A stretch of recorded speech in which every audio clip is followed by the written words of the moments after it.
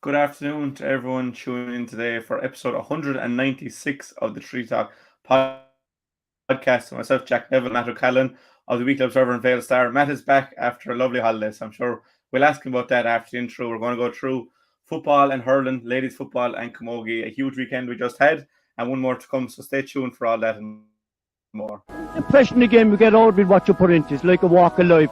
If you're good enough, go out and get it, no more about it. Not so much control in the centre of the field from Kilkenny as Richie Bennett sends it high and over the bar. Your mother sends you down to the shop for a pound's worth of goods and she gives you 50 pence. You can't get the pound's worth of goods, can you? Just about kept in. Oh, well done, Shawnee Buckley. To do that to Tomas O'Shea, he deserves to score from here. One of the highlights of the Sunday game. Limerick went out there from the word court today. No more about it. They made all the running, that was it. Put the ball over the bar and the back of it, and that's it. No ifs, no buts. Is there much time left? We have a couple of injuries. Here comes Kieran Curry. Curry leading the charge of the right brigade. 45 metres out. He's a chance to score. He's put it high. There's no sympathy in this game for anybody.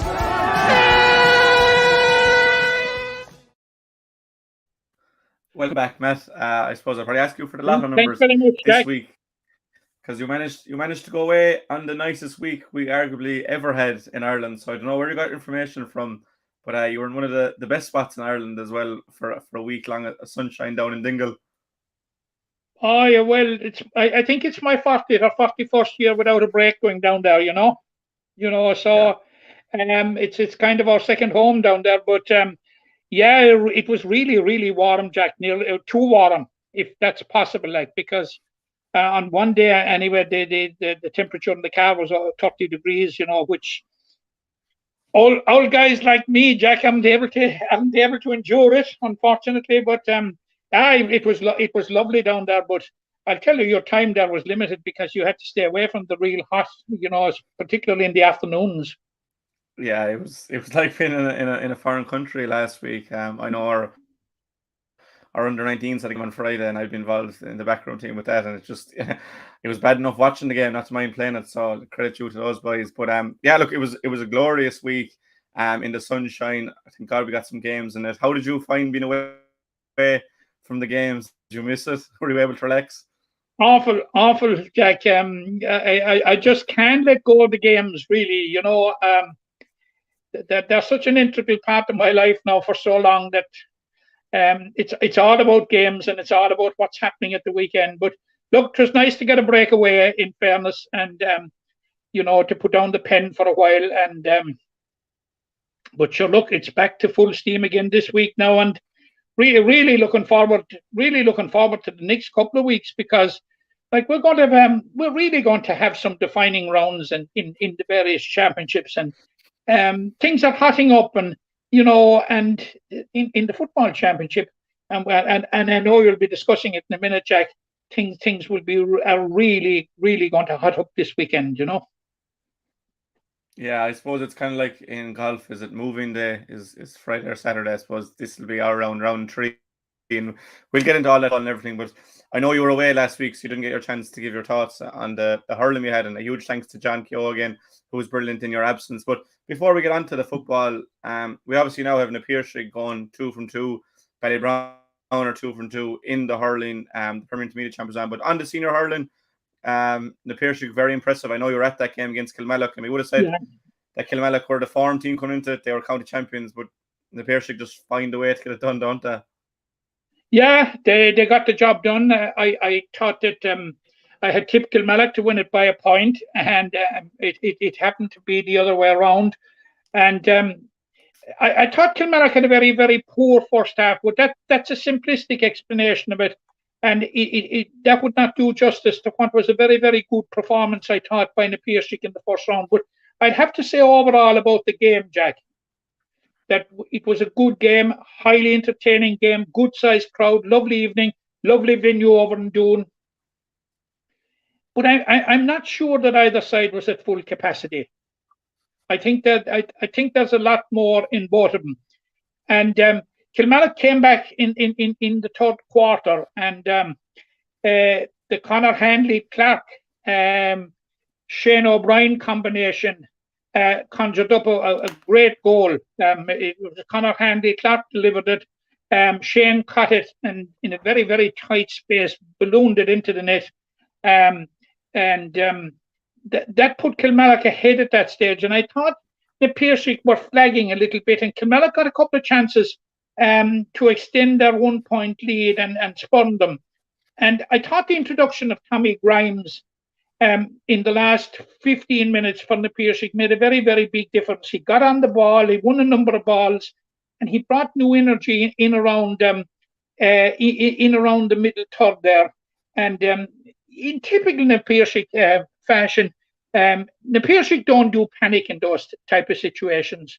And they just came back and closed out the game impressively. But I would have to say, and I repeat it again, Jack, that I left Doon that evening absolutely convinced that neither side was at full throttle, let's say. And Jack, to take a very wise or a very brave pundit, to bet against these two clubs being rightly involved come the concluding stages of the championship. I know Doon will probably have a say in it, Patrick's well, and others will have a say in it. But these teams look to be very, very, very strong at this point, you'd have to say. Yeah, I suppose we'll have that break now for the football for a fortnight for teams to regather. We also saw Ballybrown are gone 2 from 2 with the Group 2. It's very hard to see who will come up with them because Mungret, South Liberties, Garry's Flan and KP all have 2 points. Blackrock aren't too far behind. They haven't the point yet. But we'll get on to that when we're talking about hurling in a fortnight's time. We did have games last week in the Premier Intermediate Hurling Championship. I suppose no rest for the wicked. And look, we've been on about this ever since we started. It was how good the Premier Intermediate Championship is. And again, it's kind of a case of everybody beats everybody. But I suppose from your point of view, Glenroe are top, joined with Bruff. So it was a good weekend for yourself there. Were you home for that game? No, I wasn't home for the game. I wasn't home for it. Obviously, I'm surprised that Glenroe were there. I didn't pick him as 4 potential semi-finalists, and I put my hand up on that. And but of course, I am extremely pleased. I couldn't be more pleased, actually. I'm surprised at the top of the table, Jack. But as I was saying to off air, I'm even far more surprised at the bottom of the table. That Cappamore are pointless after 3 games, because I would have fancied Cappamore, not because they were runners-up last year, or not because the runners-up of the last couple of years became the champions the following year, but I thought there was something going for Cappamore. But Jack, they may not be out of the race yet. Mathematically, they're still in the race. If they win their 4 games, they will take them to 8 points. But that comes with a little bit of a caution. Since the championship was inaugurated in 2014, only one club with less than 8 points has succeeded in making to the semi-final. And that was Bruff in 2019. They got through on 7 points. So like the target for anybody to get to the quarterfinal is 8 points. So you can see you don't have to be Euclid to determine that anything other than 4 wins at this stage, and it could be goodbye to championship hopes for Cappamore. Now they have a couple of big games coming up, and it'll be very, very interesting to see will they regroup during the break, and to what extent they will regroup, because it's all or nothing now. It's 4 wins or nothing. 4 wins are out, But it's a phenomenal championship if you look at it. And talk of a form guide, Jack. The simple fact of the matter is, there is none. There is none. No, there isn't any. Blackrock hammer effing in the first round. Bruff hammer effing in the first round. Bruff draw with Knockany in the second round. And effing hammer Knockany in the third round. So where's the form guide there? Now there are countless other examples of it. And in it, but that's only one. So what we keep saying about this championship since it was inaugurated in 2014, it never stops giving. And the greatest certainty about it, Jack, is the uncertainty. But it's a phenomenal competition. There is great hurling being played in it. And, you know, and I'm not saying that because Glenroe are on top now, but, you know, it has never failed to deliver from a hurling point of view or from an excitement point of view. Yeah, no, it definitely hasn't. And just run through the results: Bruff 117 to 114. Winners over Drummond and Lacka. Effin, as you said, were big winners, 25 points to 1-9 against Knockany. Monleen beat Newcastle 217 to 111. And then Glenroe, obviously, 224 to 18-point winners over Cappamore. We do have a break in that championship for a while, and we'll have 4 more rounds to play. And it's really hard to call a winner, I suppose. Last year, Mungret and KP, alongside Mungret Year 4, were the outstanding candidates. But this year, it's kind of hard to see Effin and Bruff, or Effin and Glenroe and Bruff are both on 5, Effin and Monleen on 4, Newcastle on 3, and Knockany on 1, and Cappamore pointless, and Drummond and Lacka have 2. So it's anyone's game, but we will get to that. But to be worth noting among those 4 runs that you called out there, Jack, was a phenomenal recovery by Bruff, who had fallen 9 points behind early on to Drummond and Lacka, and came back, and it was a Bruff team without Sean Finn.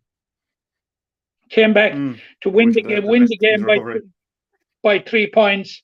Now, happily, David Reedy is back and playing and starting. He didn't start the first 2 games, I think. You know, behind those figures is a story like that, which is, from a Bruff point of view, is a very good news story. Not so good for Drummond and Lacka. Yeah, but I suppose that was the hurling we had last week, and the hurling will return the first weekend in September. But for now, we're on to the football, Matt, and return, I suppose, the Senior Football Championship is, I suppose, where we're going to start today. We have a full list of fixtures, and we'll go through, I suppose, Group 1 first, and we start on Thursday with Father Casey's versus Monleen in McNeville at 7:15. All the games are on at 7:15. On Friday, Newcastle West play Galbally in Kilmallock, and then on Sunday, Clahan versus Ula and Carrick-on-Lish. Casey Monleen is a real standout fixture for me, with the fact that we've seen Casey's threatened for so long. They're 2 from 2 so far. Monleen, I got to the semi-final last year and lost Newcastle by a point. You know, are always thereabouts. That you'd imagine they'll be in the top 3 at the end of it. But whoever can get the win on Thursday can kind of put down that marker straight away. Even though Monleen will only go 11 points with Father Casey's if they win, that it's more than just 2 points an offer on Thursday evening. It is. It's in the context of the group. It's a very, very big game, and just looking at the group in its totality, it would be a brave man that would bet against both of these sides being involved in the 3 that will come out of the group. But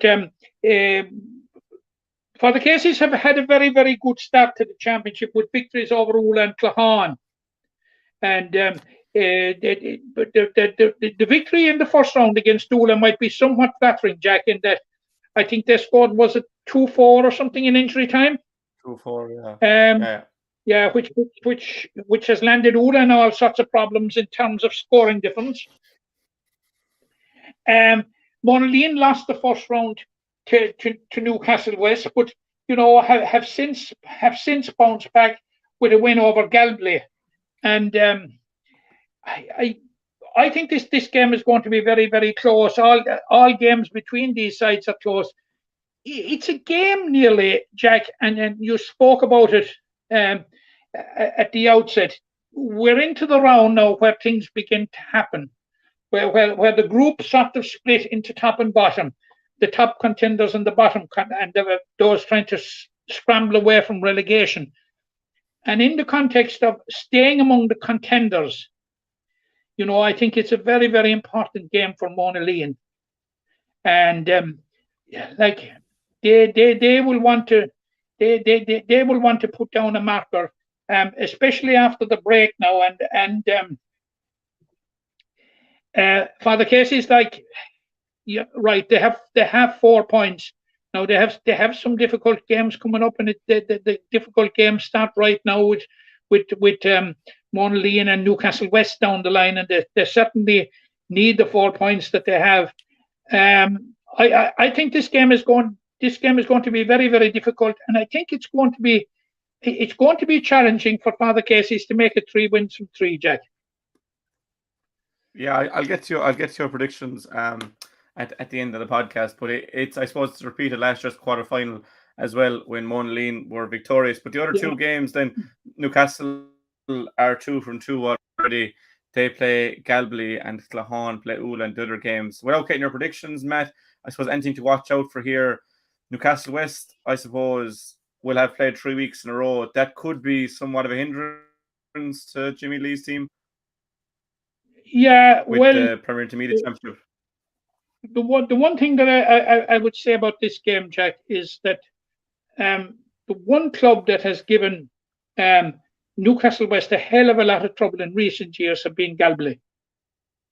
And none more so than last year when they lost by 11 points to 9 in Kilmallock. I was at the game, and Galway were distinctly unlucky in injury time not to have been awarded a penalty. And in which case, if they converted it, they'd have won the game. Now, Newcastle West have had a good win already over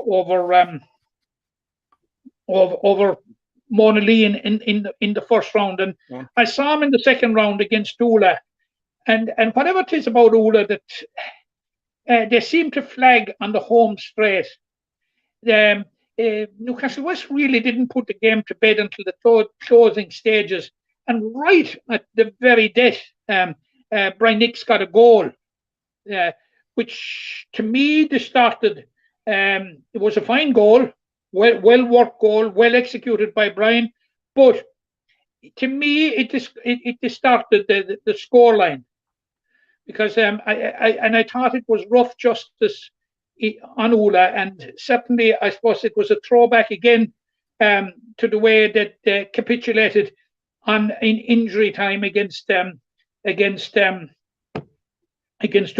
Father Casey's. So, like, now as for Galway have only a point to show, Jack, and that was some of the Galway people have admitted to me since that it was daylight robbery that they got a draw against Claghon, because the goal came right at the end against the run of play. Claghon did look to have done everything to win the football match, but weren't able to see it out. And they've since lost to Monaleen. Galway will challenge Newcastle West. Whether it will be good enough to get a win or to derail Newcastle West's relentless march through the group, I'm not so sure. Yeah, I suppose for Claghon and Ula, for Claghon especially, the Casey's Monaleen game will have been played by the time they take the other game.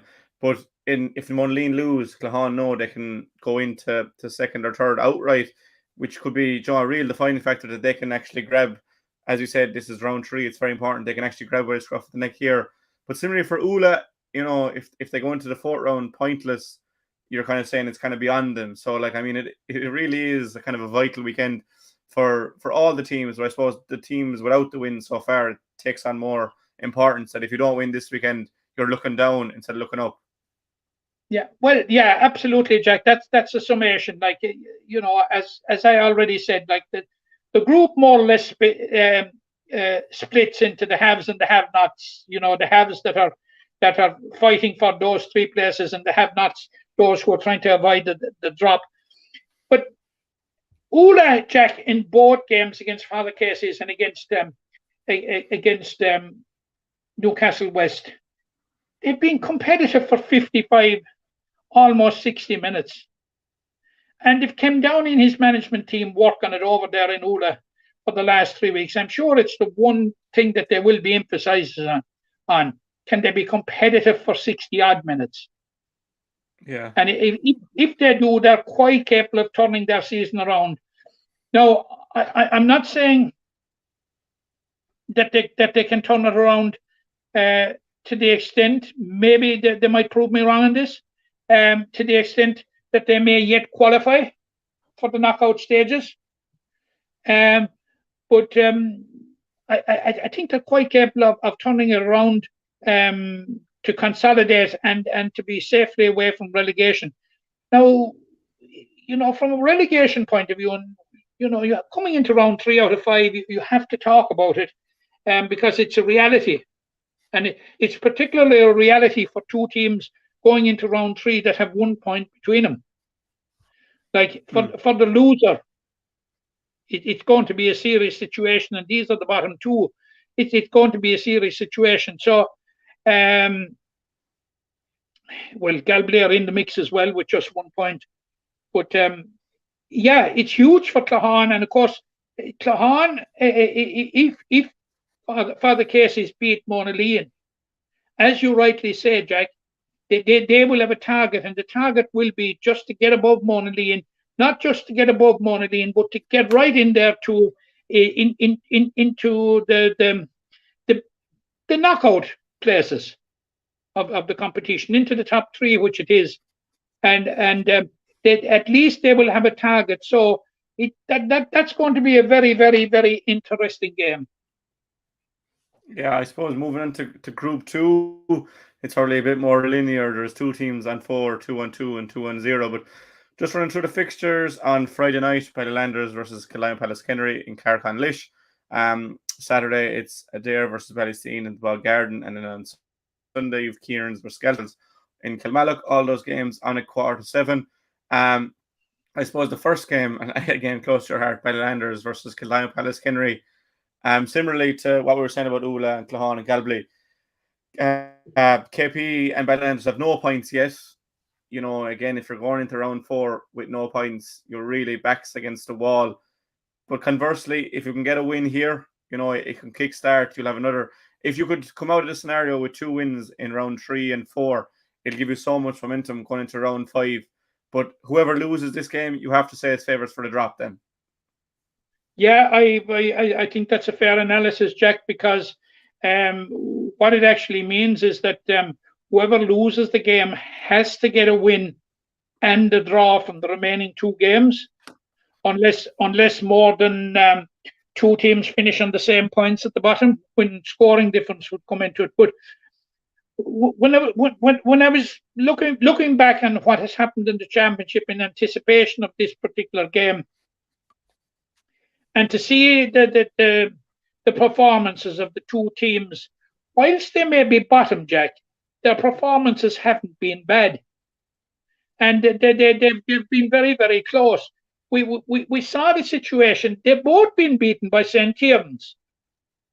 Now, Kildime-Pallaskenry were leading St. Kieran's deep into the last 10 minutes, and but for an unfortunate having a penalty saved, like it was game, set and match for Kildime-Pallaskenry.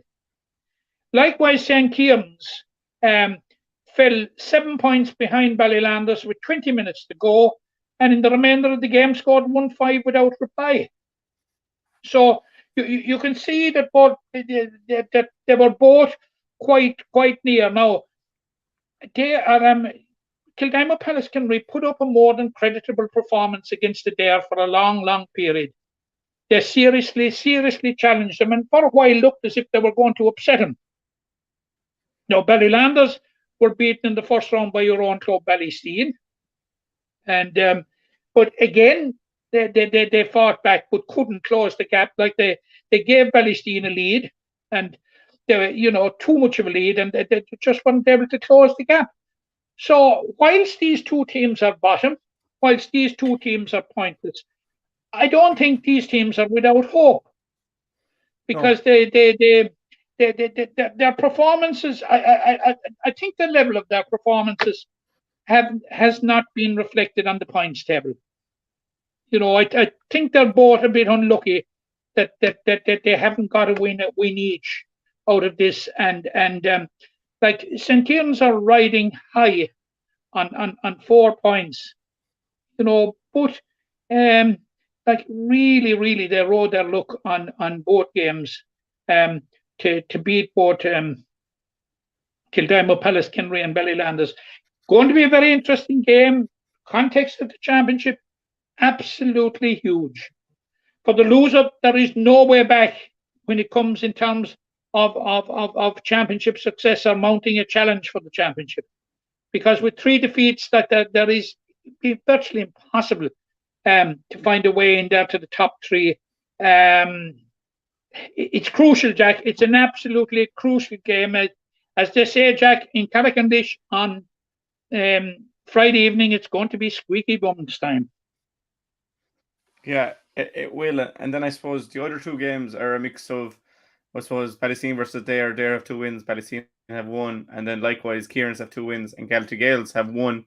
There's a real chance there for Palestine and Galtee Gales to, I suppose, bring the runaway leaders back into contention. If Galtee Gales win, they'll go ahead of Kieran's and say for Palestine, with the head-to-head more than I suppose it depends on the results. But if you were to call one of those teams to get the win against, we'll say, Kieran's or Adair, who would you be leaning towards? I'd be leaning towards Galtee Gales, I have to say, Jack.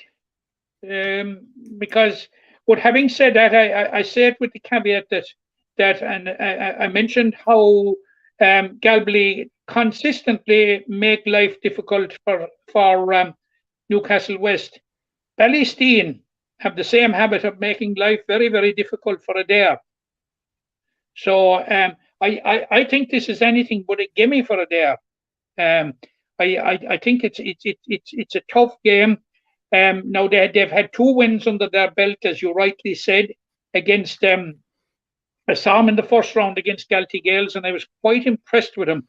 Now Galtee Gales on that particular evening were down Morris O'Sullivan, Tom Childs, and Sean McGrath, which 3 massive players. But I was still impressed by him. But I think Kildimo really threw down the gauntlet to him, and I think Palestine will push him. But if the original question, who did I think was most likely to topple Adair or St. Kieran's? I still go with the Gales. I was impressed with the Gales in their performance against Palestine, Jack. I have to say that, and it was a good football game. First of all, a very good football game, and both sides,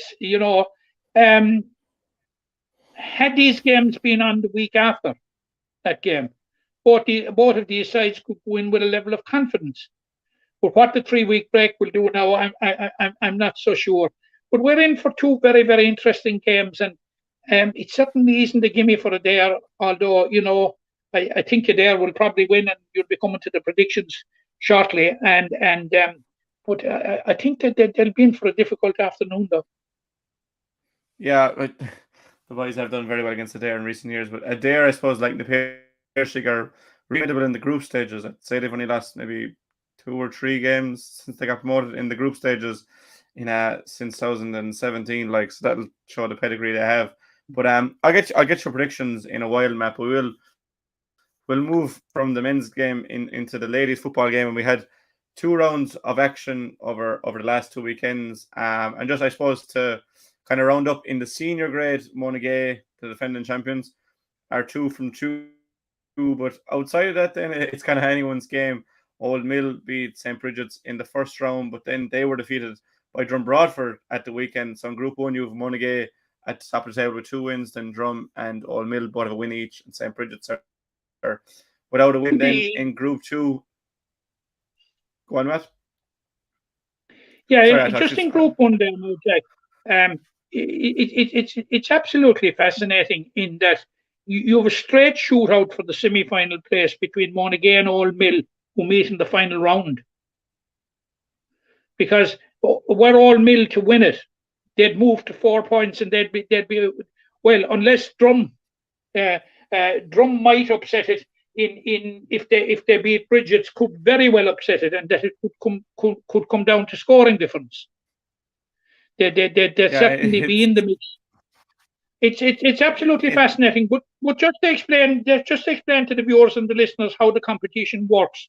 There are 7 teams contesting the Limerick Senior Ladies Football Championship, divided into 2 groups of 4 and 3, played on a round-robin basis. The top team in each group goes through to the semi-final. The teams the team placed second and third in Group 2 go through to the quarterfinals. Sorry, the teams placed second in each group goes through to the quarterfinals. Now, as does the team placed third in Group 1. And the fourth quarterfinal place is between the side that finishes fourth in Group 1 and the side that finishes third in Group 2. Yeah. So now, Fiona Castlemahon, for instance, now without wanting to hop onto Group 2, Fiona Castlemahon, Jack, who a couple of weeks ago, don't forget, won Division 1 of the league. And they've lost both of their matches to St. Elby's and to Ballylanders. They lost to Ballylanders on Monday night, Tuesday night, under the floodlights of lightning, because lightning was flying in Cooley Ruas.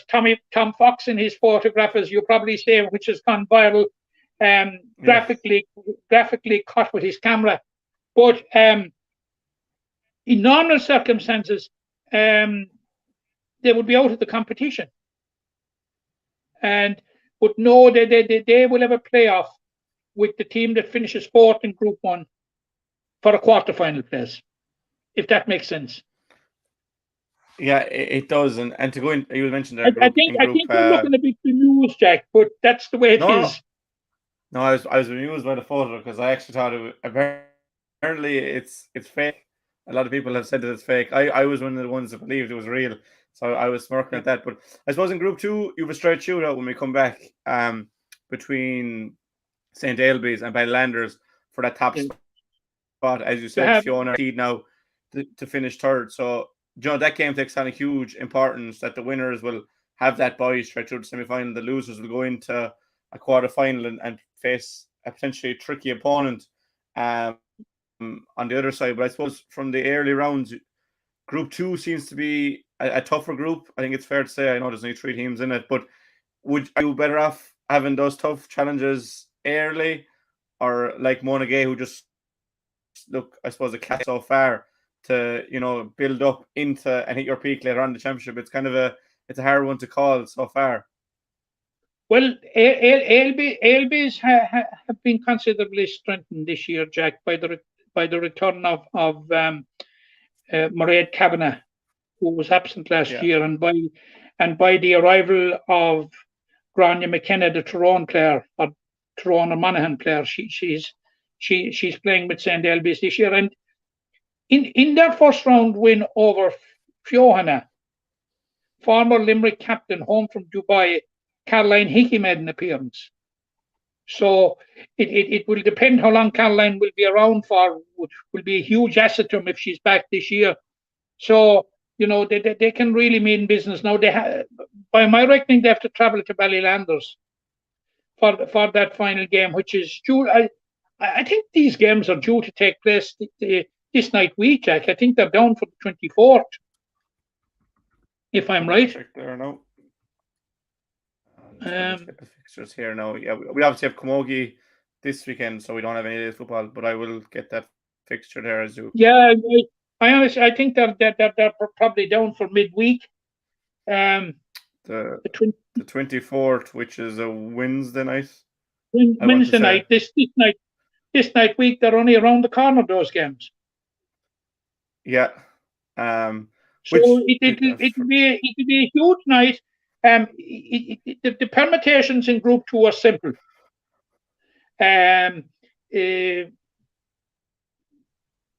Whoever wins between Ballylanders and Elby's will be through to the semi-final. A draw and Elby's will be through because they have a better scoring difference. But in Group 1, it would look to be a straight shootout between Monaghan and Old Mill. But Drum Bradford could upset that. Now they have a slightly inferior scoring difference, but they would have helped it by the win over Old Mill at the weekend. So that is going to be very, very interesting. Now, if Monaghan draw the game, or Monaghan draw the game, they're through. There's no other issue about it. It's as simple as that. They're through to the semi-final. But you know, Jack, not making the semi-final may not be the end of the world. Yeah, You know, the teams can turn it to their own advantage by having the extra game. So it's going to be interesting. But by tomorrow week, we will know what the lineup is. yeah, For the it's control. been fascinating. It's been fascinating so far, and I suppose it's kind of around the board that these competitions are done so well that there's no real runaway teams. I know Monaghan have been very impressive, but there's, any game can go either way, and I suppose it makes predictions that bit more enjoyable that you don't know which way any games are going to go. But that's the latest football that we've had for the last 2 weeks. We'll have the third round on the 24th, as you said, this week. But this weekend, we have the start of the Camogie Championships across the board, senior, intermediate, junior. But with the senior championship, Matt, that's what we're going to focus on today. Just to run through the groups, in Group 1, you have Ahan, Killeedy, Crocora and Cappamore. And in Group 2, then you have Newcastle West, who are champions. Bruff, Granabal and Gary and the PIHC, obviously Cappamore are the promoted team.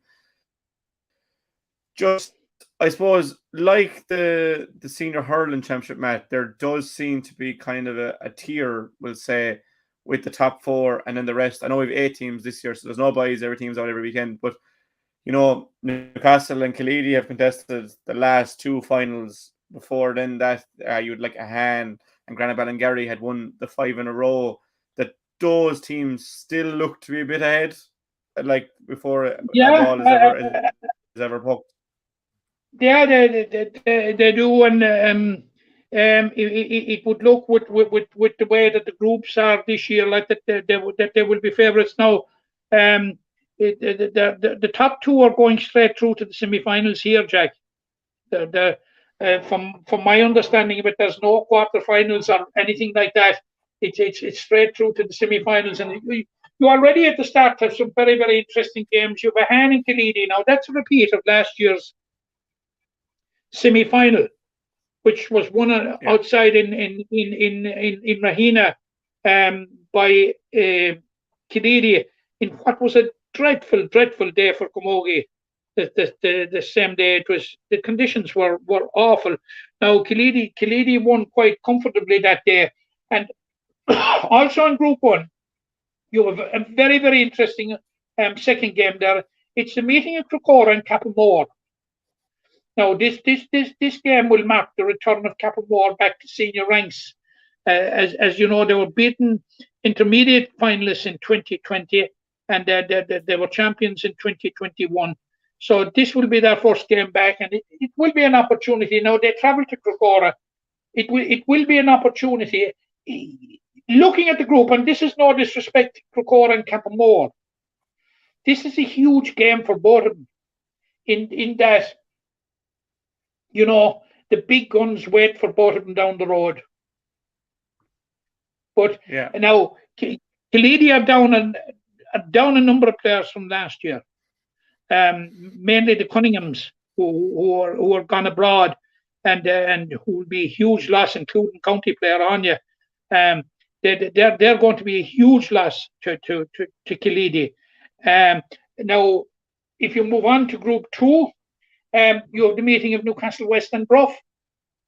Now, like Newcastle West are the champions, and like the number of players that Bruff have involved with the county team. Now they won the intermediate championship 2 years ago, and you would have expected they would be driving on. Now they were fighting a relegation battle last year, and they won that against the PIHC, but it was a relegation that didn't take place because the Camogie Association wanted to ensure that there'd be 8 clubs in the senior championship, and which is a good idea. And but they're powered by a number of very, very good players. Like you the like of Marion Quaid there, you have the like of Niamh Ryan there, the like of Lorraine McCarthy, Katie Finn, and like throw into the mix now. They've been boosted by Mairead Ryan, who has transferred from Clooney Quinn to Bruff this year, and Mairead is coming off after a great inter-county year. So, like, Bruff should be stronger and should be making waves at this stage. But I'm not so sure. I think it you know, I think Newcastle West will probably still have enough for them. Now the other game in that particular group is Ballingarry and the PIHC. Now, look, Ballingarry perennially are in the closing stages of the championship, and they have the PIHC at home, and it's going to be a difficult game for the PIHC. And I find it very, very hard to see beyond Ballingarry, but things can change from year to year. We really won't know, Jack, until we see the first round games at the weekend. They're all the senior games are on Saturday at 6:30 at 6:30. I'll just run through the fixtures themselves. It's the team named first are at home. So Han are home to Killeedy, Cahor at home to Capmore in Group 1. Both those games Saturday 6:30. And likewise in Group 2, Newcastle West host Bruff and Ballingarry host the PIHC. And I know you said there that, I mean, it's I suppose pointless enough to be guessing who will come out, but that's the kind of business we're in here. So before a ball is ever thrown in or a strike is ever poked, like, I know I'd mentioned those 4 teams, but do you see, you made a good case there for Bruff, do you see anyone breaking that stronghold when all is done and we have the semi-finals? I don't, Jack. Bruff, you know, don't write off the PIHC.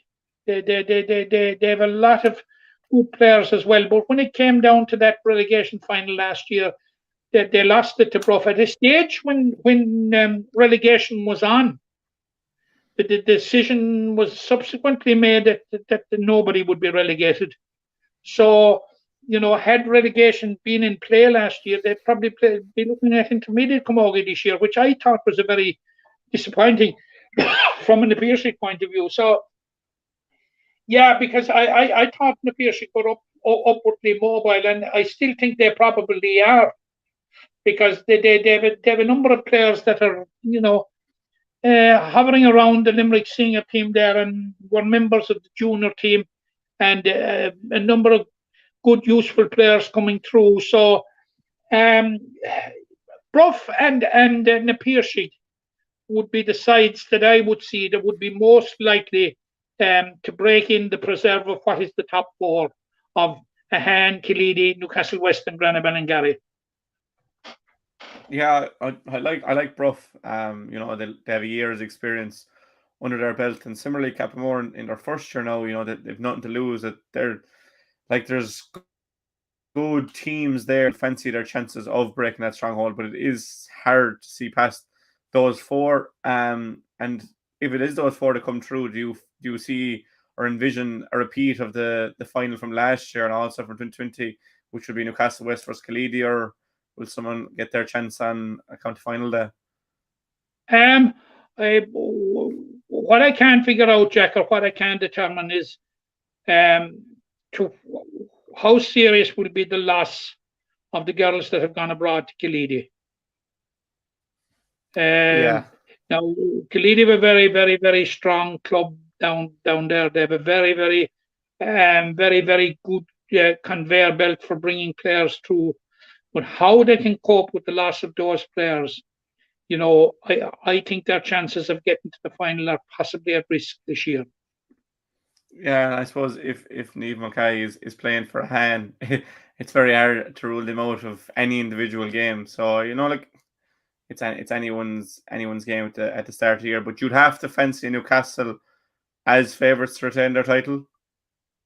You would. There is no reason to believe otherwise. Like Karen O'Leary and Debbie Murphy, who were serious players with Limerick, of course, are members of Newcastle West now. They weren't available to Limerick during the summer, so I presume, just assuming that they may be available for Newcastle West, which would be vital for them. But were they not, Jack, might put a different complexion on things.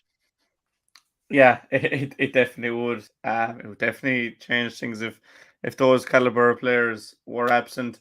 Just running through the intermediate championships, which kick off this weekend as well. I just ask you to call maybe a winner or who you think will contest the final. You have Monaleen, Killeedy, Croke, Kilfinney, and Maru Boher in Group 1, and then you have Temple, Lanton, Newcastle West, and Adair in Group 2.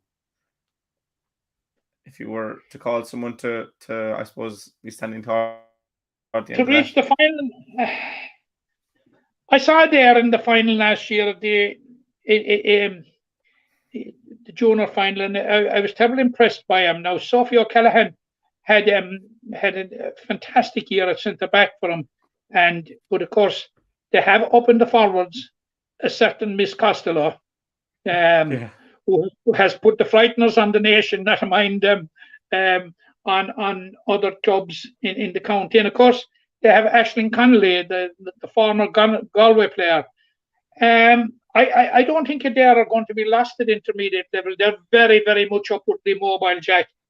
If at this remove, if you were asking me who do I think will be in the concluding stages, I fancy Adair and Croke Kilfinney.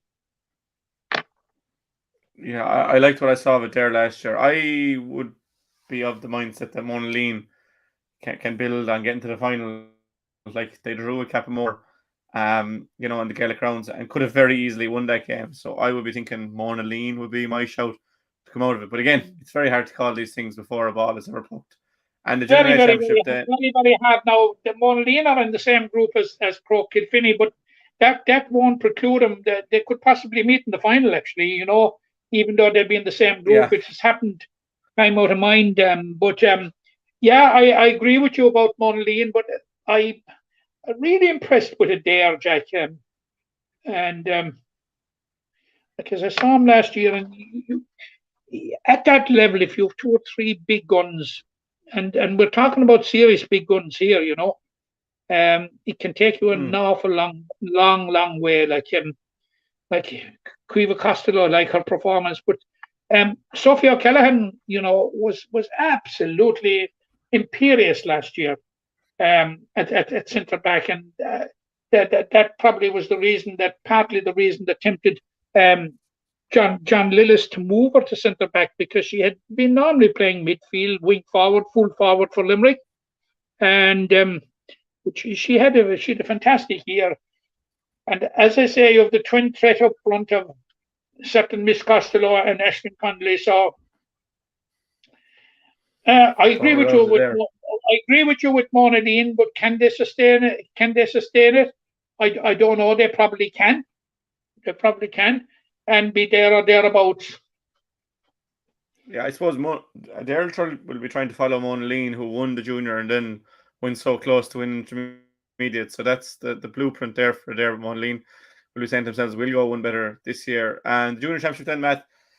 In Group 1, you have Munger St. Paul's, Galway, Feeney Kilmeady, and Patrick Swell. And in Group 2, then Doon, Blackrock Effin, Ballybrown, and Ballygran. If you were to call, if any teams stick out to you there from the Junior Championship? Well, the one thing that sticks out to me straight away is a certain element of sadness to see Ballygran slipping down to this level. It's not too long ago since Seoirse Bulfin, who we'll be talking about briefly later, guided them to a county senior championship victory in Drumculloher one day. It's about less than 10 years ago, and to see him down in junior ranks is disappointing. Now, Galway were runners-up last year. A case can be made for Doon. They're an emerging force over in the east, no doubt about that. A case can be made for Blackrock Effin. Look, it's like the Grand National, Jack, in the junior championship. Stick a pin in them.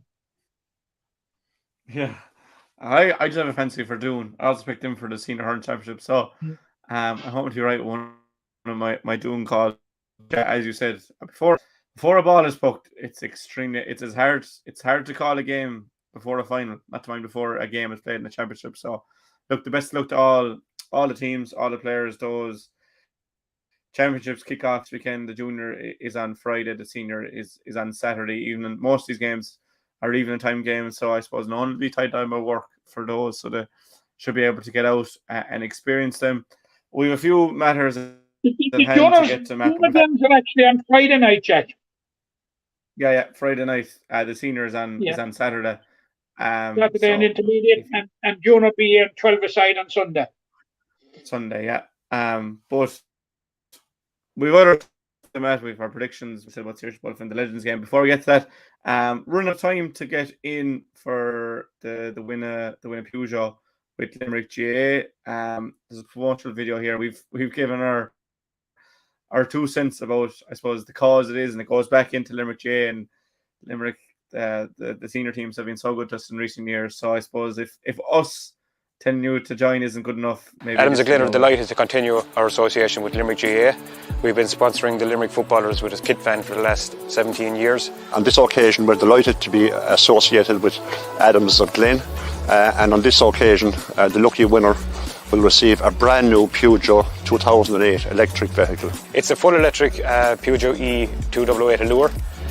It's zero emissions, zero noise, and you're feeling your carbon emissions are zero on it as well. All the proceeds of these sales go to the promotion of our games, hurling and football, and the support of the training fund. You can buy tickets in multiple different ways. You can log onto the website winapeugeot.ie, get onto your local club, ring Limerick GAA, or even call into our dealership in Glyn, and you can buy your tickets there physically. So 20 quid a ticket. It's Friday the 26th, so it's Friday week is the last time to buy one online, and then the raffle or the draw will be on the 2nd of September. We've had our say about the winner of Peugeot, Matt, so there's no need for us to go into it anymore. But you mentioned Seoirse Bulfin there, and we were talking about Camogie, and he's been named the new Meath manager. I suppose there's a lot of positive news coming out of Meath, obviously, with Colin O'Rourke going in there as the manager of the football team. Seoirse Bulfin will bring a world experience to the role. His first inter-county managerial role. He's been under Davy Fitz, and he was with Meath last year. It wasn't, I suppose, an ideal year for Meath, but again, another Limerick man, making their name outside of Limerick, and it's all good for Limerick hurling. We obviously saw Leo with the Offaly Miners, but for Seoirse, huge pedigree, and the more, as GA people first and foremost, the more teams competing at a high level in hurling, the better. Oh yeah, absolutely, and Seoirse is a winner. And we've seen it, like, and if you look at Seoirse's CV, and the formidable partnership that he formed with Davy Fitz, it all started in what was then the LIT in Limerick when he was appointed GA development officer, and they formed a partnership and guided LIT to two Fitzgibbon Cup successes in 2003 and 2005 and 2007. And then when Davy Fitzgerald in his first stint in Waterford, he linked up with him in his last year there, and then he moved to Clare, and the rest is history. As a duo, they guided Clare to win the All-Ireland in 2013, and 3 years later they guided them to win the first league in almost 40 years. So and then it was the Wexford story, and into the drought of Leinster, into the drought for a Leinster title in Wexford in 2019.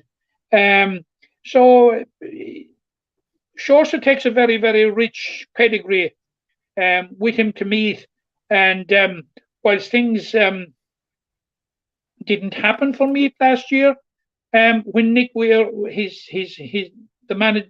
predecessor, stepped down, he was an automatic choice for it. So, and I did mention there that he guided Ballygrand to senior Camogie success. Now, I'm not 100% sure of the year, but it's about 10 years ago. But I'm sure of this, that he guided Bruff to intermediate county honours 2 years ago. And of course, he's a former Limerick minor, and then has given Trojan service almost 20 years as a player with Bruff. And we wish Seoirse the very, very, very best of luck, and anything that comes his way by way of luck, he certainly deserves it. And he's a very, very, very good coach. And I'd be pretty confident that Meath hurling will be very much in the better of Seoirse's stint there. Yeah, he certainly brings that win pedigree into Meath, and they'll be hoping to hit the ground running when things resume, I suppose, in early January.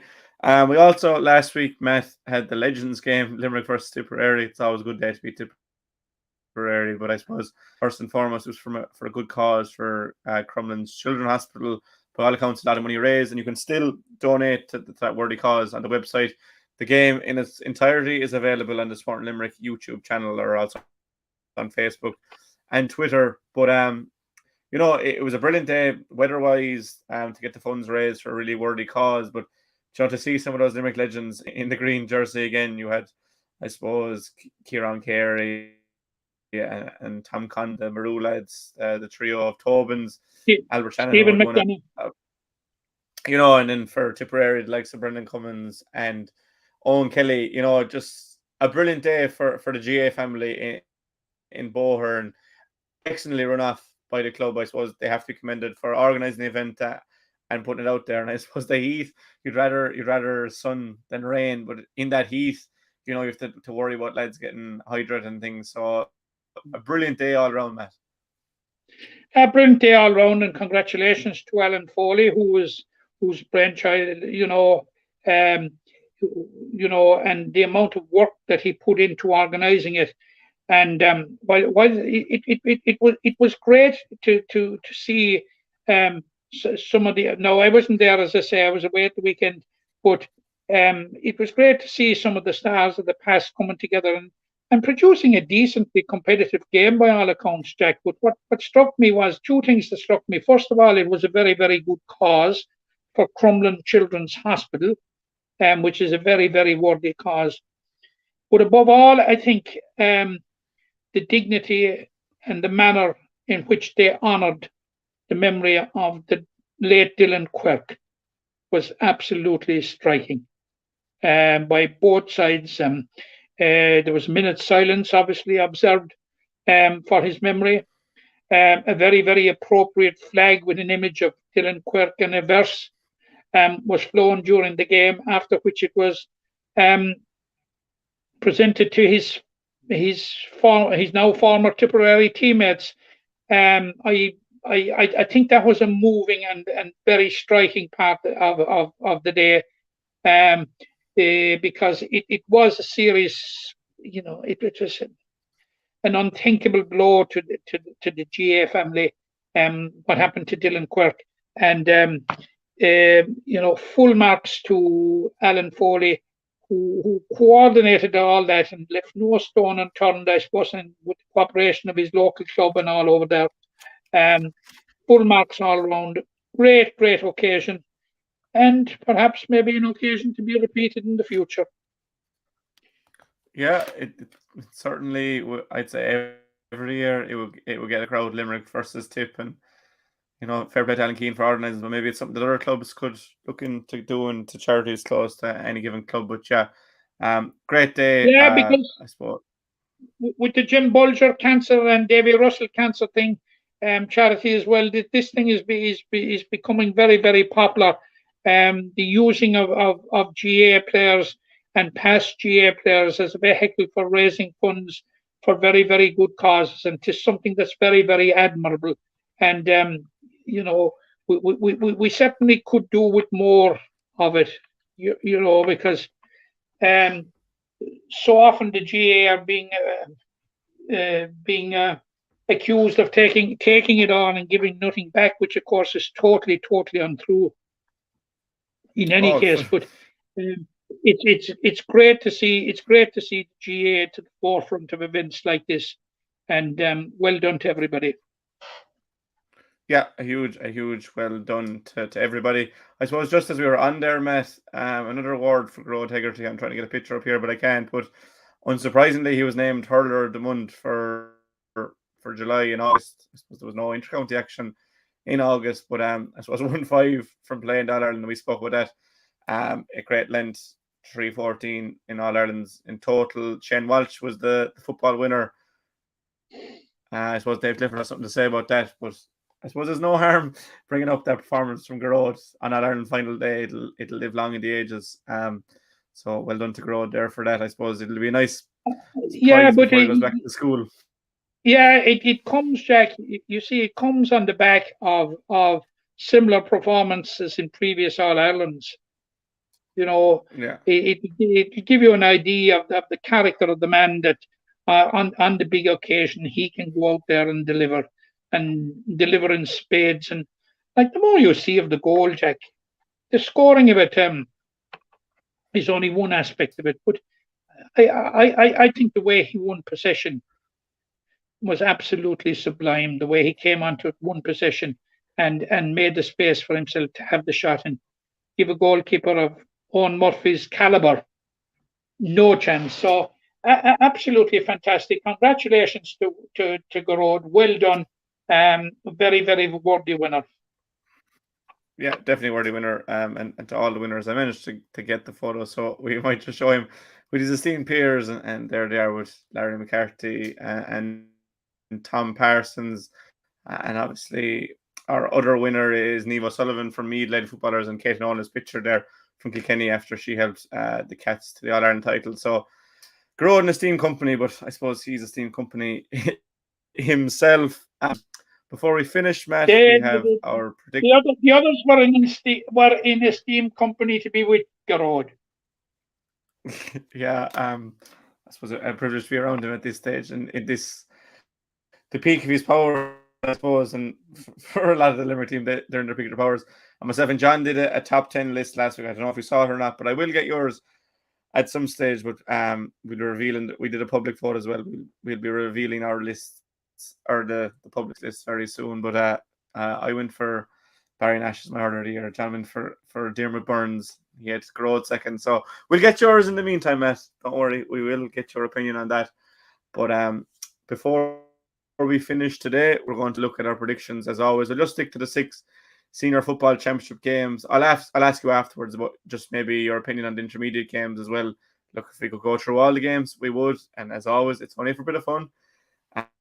We're not playing at all. I've probably seen this year, the back won't allow me. So again, it's all for fun. The last round, Matt, was the senior hurling championship. It didn't go great for you. We both had Doon. We both had Carrie Spillane. The only game I went wrong with was Mungers. You had Ballyround for that, but the manner of Doon's victory, 6 points. I'll always remember that. Has given me up to 21 points opposed to your 18. So I've taken the lead. I don't think it's going to last very long. You were a runaway winner later, but we'll get on to this week's games, Matt. And I suppose we left room earlier in the preview to maybe say why a team won. We didn't go really into major detail. So we'll start with the Thursday night game, Monaleen versus Father Casey's. I'm going with Monaleen, Jack. I think at this stage of the competition, their need is the greater, and I'm going with Monaleen by 3 points. Monaleen by 3. I'm going with Casey's by 5, and 5 might be a long stretch there, but Monaleen have had the hurling for the last 3 weeks, and Father Casey's having free scoring, and they are going to deliver eventually. Like, these minor teams are going to come through, so I think maybe Thursday could be the night for that. Newcastle West and Galway. I'm going with Newcastle by 5. Newcastle by 5. I agree with you, Newcastle. I'm going to go Newcastle by 3. No disrespect to Galway, of course, but just Newcastle have been the form team in the championship for a long time, really. And then Clahan versus Ula. I say Clahan by a couple of points too. Yeah, I say Ula by 2. I think Ula will turn it around in this game. I like when we're disagreeing. Too often that we're going for the same one. So in Group 1, you have Monaleen, Newcastle and Ula. I have Casey's, Newcastle and Clahan. So there'll be differences there when we get to the scores. I suppose touching on that, you will have it really close at the top if yours come true. Obviously, Ula will move to 2, Clahan will be on 1, Galway on 1, and the other side then Monaleen and Casey's will be on 4, but Newcastle will be run away 6. So that'll be interesting if yours come true, Matt. Group 2, St. Kieran's versus Galtee Gales. Gales by 2. Yeah, I'm again disagreeing with you here. I'm Kieran's by 3, and it's nothing to do with what I've seen so far, because Galtee Gales are very impressive against us in round 2, but Kieran's are just so difficult to play against, whether it be hurling, football, checkers, rounders. They're just a dogged kind of team, and I think they can grind this one out. You're laughing at me now. Ballylanders versus Kildare Palace Kinnery. Can Ballylanders get off the mark? Or Yeah, I'm tipping Ballylanders by 2. By 2. I have KP by 2. One thing is, Ballylanders have always been good with the backs against the wall, like last year, the relegation playoffs, getting to a couple of finals in recent years. But I just think KP have been threatening so far, and we have both alluded to it, that they probably should have beaten it there, and they very possibly could have beat Kieran as well. So I'm tipping them to get their first win back in the senior ranks. Both of those sides should have beaten Kieran's, Jack. Yeah. You know, and that's no disrespect. That's no disrespect to Kieran's. It's a fact of life. You know, it's a fact of what happened. You know. Yeah, I just think they're just threatening, and I think they can get it done. They've had that break from the hurling, and Ballylanders have a couple of Glenroe lads there. I've had 3 weeks in a row, so I suppose for KP they'll be hoping for that aspect. But the final game that we're going to go through, Ballysteen versus Adair. I'll start. I'm going with Ballysteen to finally get a win over there, and I'm going for 3 points as well because I'm feeling good today. I'm going for Adair by 3. Adair by 3. So the only one we're in agreement with is Castle. We've gone completely different on other games, which is very, very strange for us. So either I'll be a runaway leader, or else you will retake the lead, which I suppose, knowing us, we've never been good in predictions. So I'd say we could have a couple of draws here, Matt, if that's anything to go by. But again, it's only for a bit of fun. I will just run through. There are a couple of games there that are nailed on for draws. Like in reality, you have Kieran's and Galty Gales. There's going to be nothing in that. Ballylanders and Kildima Palace can read nothing at all in that. You know, they're 2 games that I was half tempted to go for stalemates. You know. Yeah, I suppose we never go for a draw really, but yeah, we'll leave. Do you want to change your mind on any of those and go for? Do you want to go for the draw? No, I'm quite happy now. Yeah. Look, we'll run through the intermediate games. Yeah. We won't keep track of scores or anything like that. I'll just literally ask you who do you think is going to win, and you can give a points difference if you want. There's no major panic. I'm just getting the fixtures up here in the background because I've been known that when I go off the top of my head that sometimes I go a bit astray. So round 3, Group 1, Crocora Manister versus the PIHC. I'm going from the PIHC, Jack. They've full points, and they've just been relegated. And now, albeit 2 of the points were from a walkover to Bruff, which is sad to see any team given a walkover. Now, Crocora Manister will be going into the game off a win. They beat Glyn in a delayed. Their games were delayed because of the involvement of Garrod Hegarty and Cathal O'Neill, and Pats beat them in the first round, but they came back and they got a 1-point win over Glen at the weekend. But I fancy the PIHC. I fancy the PIHC has been very, very strong contenders for outright victory in this competition. Yeah, I'd stick with the PIHC there as well. Glyn versus St. Pat's. I'm going for Pats in this one. Yeah, I'd agree with that. And Sennons versus Bruff. Well, you know, Bruff's situation is sad. You know, they suffered a heavy defeat to Glyn in the first round. Failed, gave a walkover to the PIHC in the second round. I don't think it can be anything but a Sennons victory there. You know.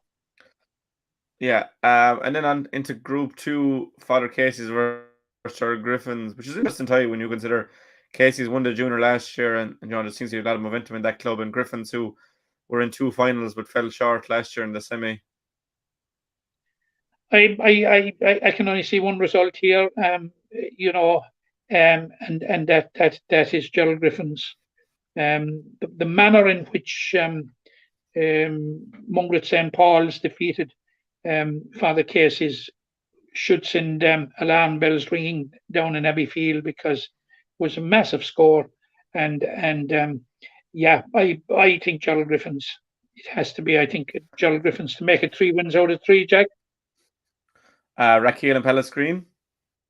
I'm going for Rackeel, but only just. Pellis Green have been probably. Yeah, They've been competitive. Palestine have been competitive, very, very competitive. But I think Redkeel, after losing the first round to Gerald Griffins, they cannot afford to slip up again.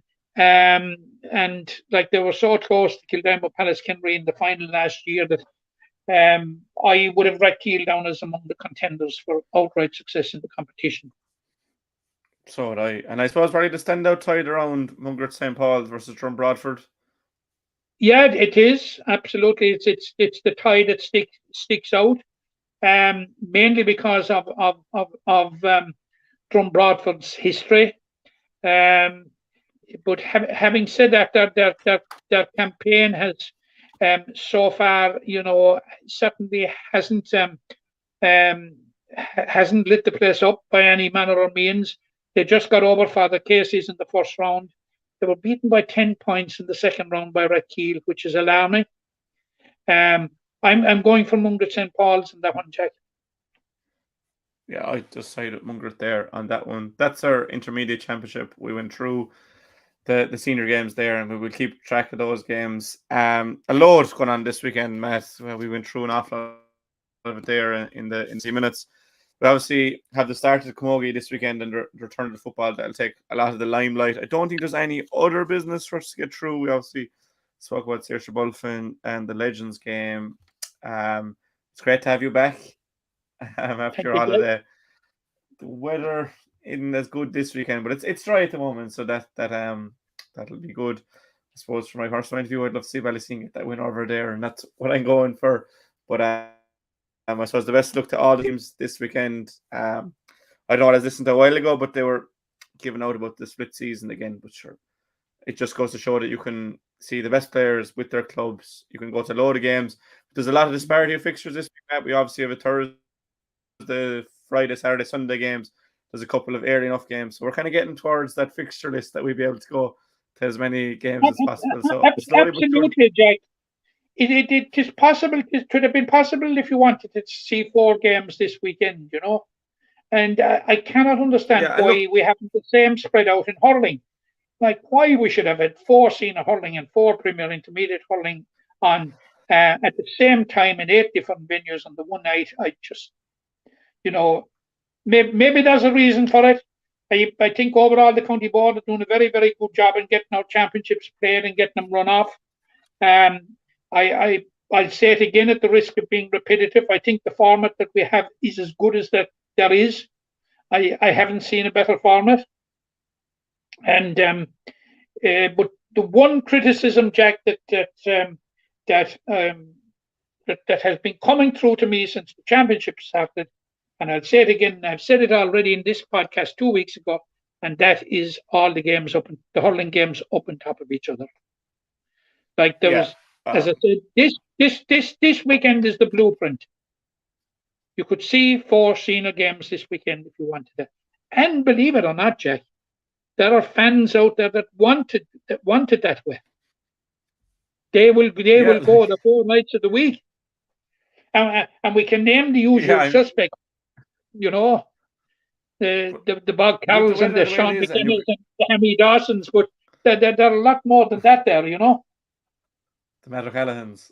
But I suppose when the weather is decent and you can go out at night and it's bright, people want to get to these games, and there's a huge appetite for Limerick GAA in this county, and long may it continue. But I suppose again, best luck to all the teams this week, especially to Ballysteen. I suppose for you, to Battlelanders, we won't mind if they get the win this week. But Glenroe are on top at the moment for the time being, so you have to be happy with how the hurling is going. But look, great to have you back again, Matt. A huge thank you to everyone that's watching now or will watch back later. Make sure you get your comments in. If you have any questions or comments, we'll get to them next week or even before that. But for now, we'll call it a day at just under an hour and a quarter. Thank you, Matt, and we'll talk again soon. The impression again we get out of what you put into it's like a walk of life. If you're good enough, go out and get it, no more about it. Not so much control in the centre of the field from Kilkenny as Richie Bennett sends it high and over the bar. Your mother sends you down to the shop for a pound's worth of goods and she gives you 50 pence. You can't get the pound's worth of goods, can you? Just about kept in. Oh, well, Seoirse Bulfin to do that to Tomas O'Shea. He deserves to score from here. One of the highlights of the Sunday game. Limerick went out there from the war court today. No more about them. They made all the run, that was it. Put the ball over the bar and the packet in it, and that's it. No ifs, no buts. Is there much time left? We have a couple of injuries. Here comes Kieran Carey. Carey leading the charge of the right brigade. 45 metres out. He's a chance to score. He's put it hard. He's put it over. There's no sympathy in this game for anybody.